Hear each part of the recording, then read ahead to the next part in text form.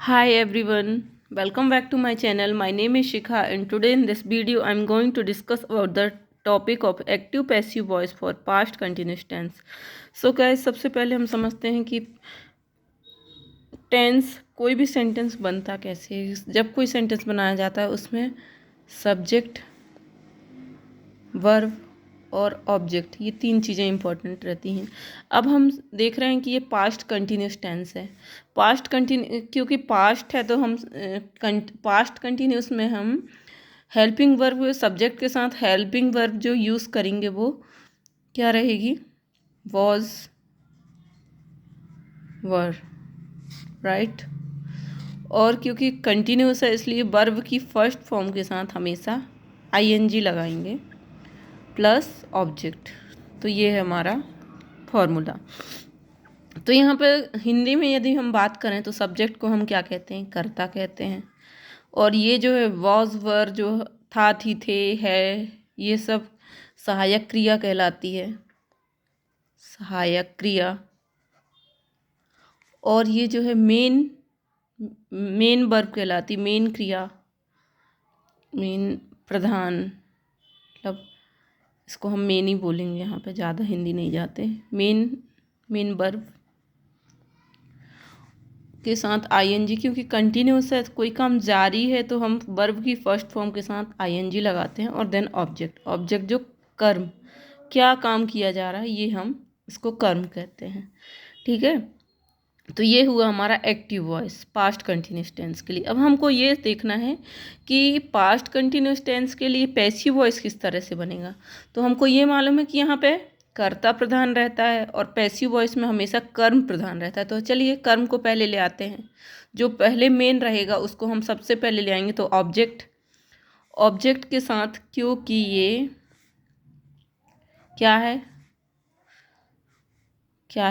ये passive voice में क्या आता है, मेन वर्ब की थर्ड फॉर्म, बाय और सब्जेक्ट लास्ट में आता है, ठीक है। अब देखते हैं हम, क्योंकि हम देख रहे हैं ये पास्ट कंटिन्यूस में वर्ब की फर्स्ट फॉर्म के साथ आईएनजी लगाते हैं। अब हमको यहाँ पे वर्ब का फर्स्ट फॉर्म तो लेना नहीं है, तो हम क्या ले लिए, वर्ब की थर्ड फॉर्म ले लिए। लेकिन ये कहाँ जाएगा, इसको भी तो हमको लेना होगा ना। तो हम टू बी से बी ले आएंगे और बी के साथ हम आईएनजी लगा लेंगे, बी के साथ आईएनजी लगा लेंगे। तो ये हो गया बीइंग। और उसके अनुसार, क्योंकि ऑब्जेक्ट के अनुसार उसकी हेल्पिंग वर्ब तो हमेशा वॉज वर ही रहेगी, यहाँ पर वॉज वर। तो ये हो गया हमारा फॉर्मूला पैसिव वॉइस के लिए।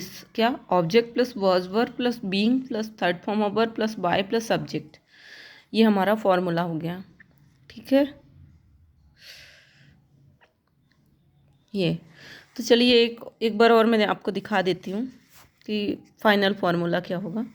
एक्टिव वॉइस है, पास्ट कंटिन्यूस है, तो उसके लिए subject plus was verb plus verb का first form plus ING plus object.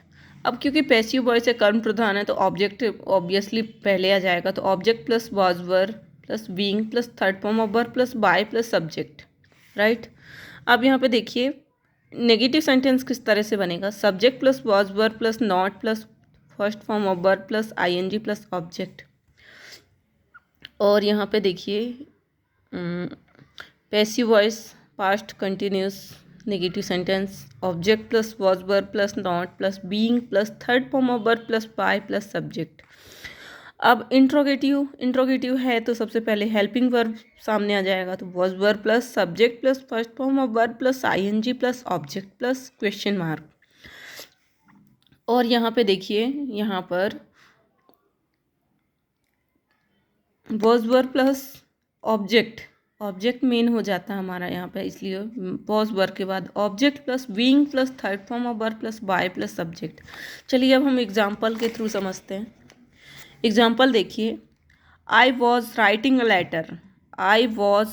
Letter. तो क्या हो जाएगा, ऑब्जेक्ट सबसे पहले आ जाएगा, a letter was being written by me. यहाँ पे देखिए यहाँ पे देखिए मैं किसको फोकस किया जा रहा है, आई को फोकस किया जा रहा है कि I was writing a letter, मैं एक लेटर लिख रही थी। लेकिन यहाँ पे पैसिव वॉइस में क्या आ गया, अ लेटर, मतलब अब किसको किसको मेन फोकस किया जा रहा है, a letter. A letter was, उसके अनुसार helping verb being, past continuous passive voice being, written verb की third form by me, I का यहाँ पे मी हो जाएगा। यहाँ पे मैं एक एग्जांपल के थ्रू भी बता दूंगी। A letter was being written by me. A letter was being written by me. मेरे एक लेटर मेरे द्वारा लिखा जा रहा था। मतलब क्या, अब यहाँ पे हम कर्म को प्रदान कर दिए कि एक लेटर मेरे द्वारा लिखा जा रहा था। ठीक है, अब यहाँ पे देखिए, जब हम किसी चीज़ को एक्टिव से पैसिव में कन्वर्ट करते हैं तो क्या हो जाता है, आई का मी हो जाएगा। सब्जेक्ट जब ऑब्जेक्ट में कन्वर्ट होता है तो आई का मी हो जाएगा, ही का हिम हो जाएगा, शी का हर हो जाएगा, दे का देम और वी का अस। आई का मी, ही का हिम, शी का हर, दे का देम, वी का अस। ठीक है, एंड अब देखिए, फर्स्ट तो हो गया I was writing a letter was being written by me. अब नेक्स्ट है I was not writing a letter, मैं एक लेटर नहीं लिख रही थी। तो इसको देखिए, a letter was not being written by me, मेरे द्वारा एक लेटर नहीं लिखा जा रहा था। Was a letter, was I writing a letter, क्या मैं एक लेटर लिख रही थी।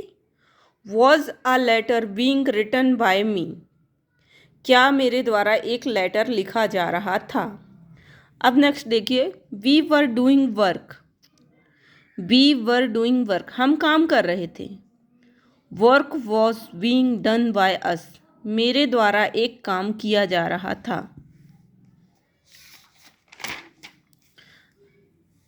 अब यहाँ पे नेक्स्ट देखिए, निगेटिव सेंटेंस उसी का, we were not doing a work, यहाँ पे आ लगा दे रही हूँ मैं, we were not doing a work,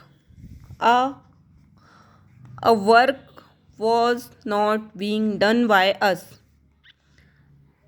a work was not being done by us, एक काम हमारे द्वारा नहीं किया जा रहा था। यहाँ पे वी का अस हो गया। अब नेक्स्ट देखिए, वर वी डूइंग वर्क, क्या हम काम कर रहे थे। Was,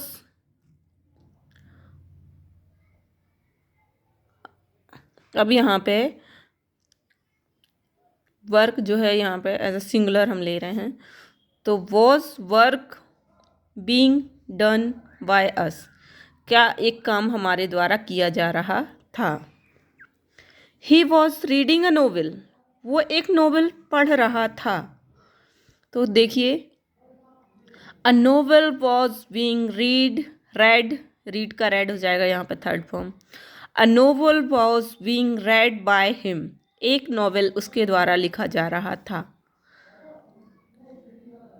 he was not reading a novel, वह नोवेल नहीं पढ़ रहा था। A novel was not being read by him, उसके द्वारा एक नोवेल नहीं पढ़ा जा रहा था।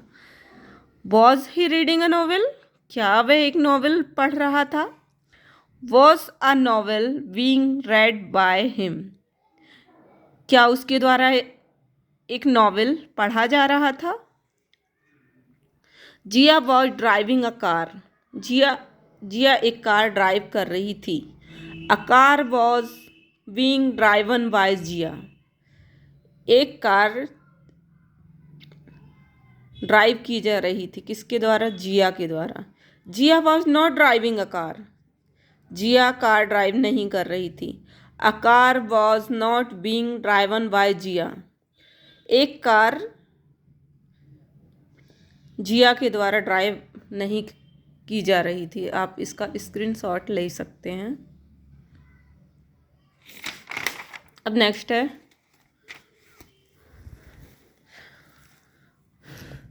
Was Jiya driving a car, क्या जिया एक कार ड्राइव कर रही थी। Was a car being driven by Jiya, was a car being driven by जिया।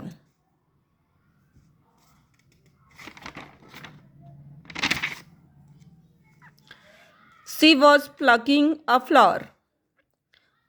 सी वह एक फ्लावर तोड़ रही थी। A flower was being plucked by her. यहाँ पे देखिए शी का हर हो गया। अ फ्लावर जो ऑब्जेक्ट है सबसे पहले आ गया, उसका helping verb being plucked by her. A flower was being plucked by her. She was not plugging a flower. A flower was not being plucked by हर। उसके द्वारा एक फ्लावर नहीं तोड़ा जा रहा था। एक फ्लावर उसके द्वारा नहीं तोड़ा जा रहा था। Was she plucking a flower? Was a flower being plucked by her? Was a flower being plucked by her? So guys, ये था हमारा past continuous tense passive voice. Passive voice का पास्ट कंटिन्यूस टेंस। अगर आपको ये अच्छा लगा तो आप प्लीज़ मेरे चैनल को लाइक करें, शेयर करें और सब्सक्राइब करें। और मैं आपको जो ट्रेनिंग दे रही हूँ इंग्लिश की, तो आप इसको पढ़ें ज़रूर, देखें ज़रूर, क्योंकि हर कोई इंसान, मतलब ये फ्री ऑफ कॉस्ट हम मेहनत कर रहे हैं और फ्री ऑफ कॉस्ट यदि दे रहे हैं तो सामने वाला पढ़ेगा तो मुझे भी अच्छा लगेगा। मुझे आप यदि इसको रीड करोगे तो आप 9th-10th की ग्रामर है ये, आप ऑटोमेटिकली सॉल्व कर लोगे बहुत आसानी से। मैंने बहुत अच्छे तरीके से समझा दिया एक्टिव पैसिव वॉइस। जब हम उस समय पढ़ते थे तो हमको वॉइस बहुत कठिन लगा करता था और उसको मैंने बहुत इजी तरीके से आपको एक्सप्लेन कर दिया। यदि आप भी स्टूडेंट हैं या फिर आप ग्रामर रीड कर रहे हैं या फिर आप स्पोकन इंग्लिश में भी हैं, तो आप प्लीज़ मेरे चैनल को लाइक, पढ़ें, इसको अपनी लाइफ में उतारें। जो आप रीड कर रहे हैं उसको, उन सेंटेंस को यूज़ करें। और यदि आप स्टूडेंट हैं तो आपको तो ऑब्वियसली ये बहुत हेल्पफुल भी होगा। तो और मैं मेहनत कर रही हूँ तो आप मेरे चैनल को लाइक करें, शेयर करें और सब्सक्राइब करें। गाइस, हर कोई चाहता है आगे बढ़ना और मैं भी आगे बढ़ने के लिए ये कर रही हूँ। तो thank you for watching. Thank you so much. Bye bye.